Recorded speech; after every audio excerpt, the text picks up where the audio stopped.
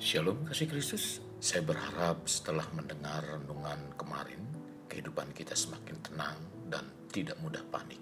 Mari tetap setia melekat dalam Tuhan melalui renungan hari ini, agar kita berakar dan menyatu dengan Tuhan sebagai sumber segalanya dalam hidup kita. Kita berdoa. Tuhan, terima kasih buat kesempatan dan waktu yang Kau berikan dalam kehidupan kami hari ini. Biarlah kami terus dihiasi dengan kebenaran firman-Mu, di mana firman terus semakin bertumbuh, berakar dan menghasilkan satu pertumbuhan, bahkan buah-buah kehidupan yang menyukakan Engkau Tuhan. Roh Kudus, urapi hamba-Mu agar firman yang disampaikan sungguh membukakan mata hati kami, di mana kami semakin melihat bahwa Tuhan yang dahsyat, yang luar biasa, bertumbuh dalam iman percaya kami. Ini doa kami dalam nama Tuhan Yesus kami berdoa. Amin. Melekat dalam Tuhan bertema temukan sumbernya. Terdapat dalam Amsal 14 ayat 27 demikian firman Tuhan. Takut akan Tuhan adalah sumber kehidupan, sehingga orang terhindar dari jerat maut. Menjadi seorang Kristen bukan kita sekedar berubah agama dalam KTP.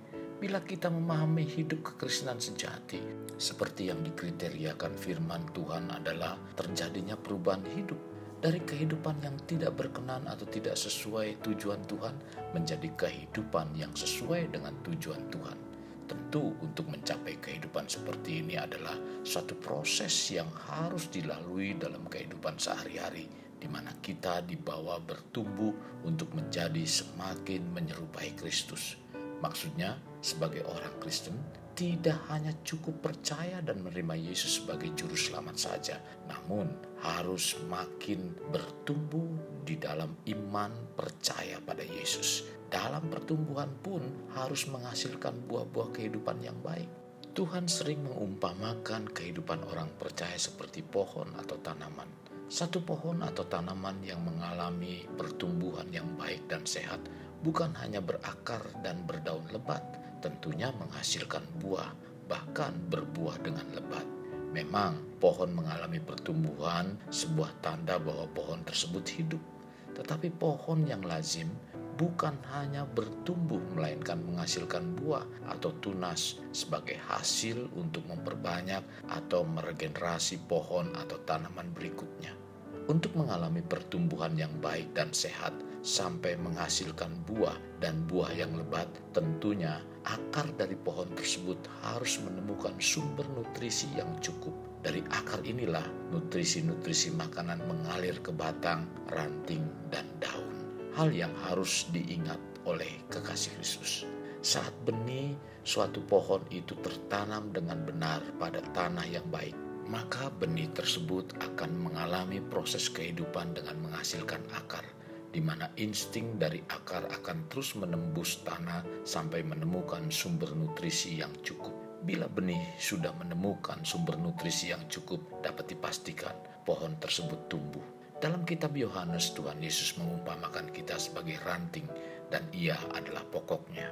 Dalam perumpamaan itu disampaikan bahwa tugas dari ranting tidak pernah pusing untuk memikirkan bagaimana berakar.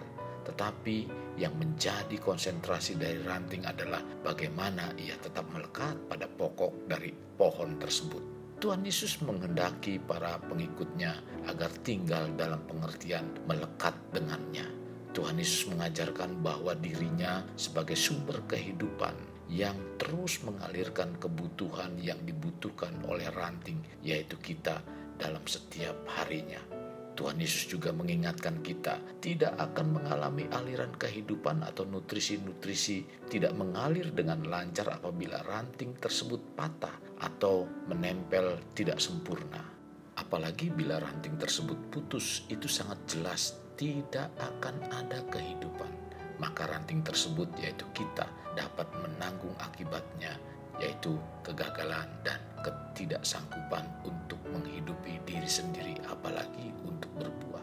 Tinggal di dalam Yesus sebagai sumber berarti nutrisi-nutrisi rohani, yaitu firman Tuhan, terus mengalir ke seluruh ranting kehidupan kita, yaitu meresap sampai ke dalam hati yang paling dalam dan memancar melalui tindakan kita sehari-hari.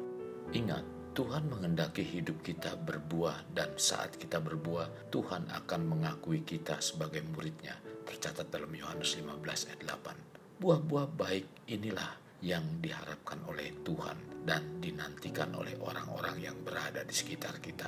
Kekasih Kristus, bila dahulu sudah menjadi ranting, sekarang patah karena beratnya permasalahan saat ini, datanglah pada Tuhan dan Dia akan memberi pertolongan dengan melakukan okulasi atau menstek agar kita melekat pada Tuhan, artinya bergantung dan berserah kepada Tuhan. Ingat, kehidupan yang kita nikmati dan jalani sebagian besar dari harapan dan dari apa yang kita percayai. Untuk mengalami apa yang dipercayai, firman Tuhan mengatakan bahwa kita adalah ranting dan Yesus adalah pokok, yaitu sumber. Jadi bila kita sudah temukan sumbernya, sekarang bukan hanya sekedar mengetahui, tetapi melakukan bagian kita lainnya, yaitu melangkah dengan iman percaya. Sebab Tuhan Yesus selalu bertanya tentang iman percaya. Jika kita memiliki iman dan percaya, maka mujizat apapun bisa terjadi. Sebab ada tertulis, jadilah kepadamu menurut imanmu. Tercatat dalam Matius 9 ayat 29.